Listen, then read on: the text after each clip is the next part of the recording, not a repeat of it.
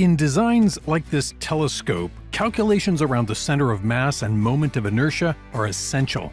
The approximately 4,000 fiber optic cables coming from the instrument will add significant weight to the rotating portion of the assembly.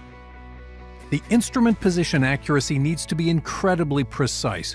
Just the tilt degree must be correct to 4 decimal places. SOLIDWORKS 2020 includes the ability to fill in mass properties for wires, cables, and even coverings, including partial coverings. This can be defined from the SOLIDWORKS Electrical libraries or from the Routing Library Manager. So, in addition to generating route subassemblies with circuit summaries and connector pinout details, we will also have the mass calculated automatically even as changes are made to the route. Now with 2020, we can easily understand how the wires and cables will affect the center of mass and moment of inertia in the project.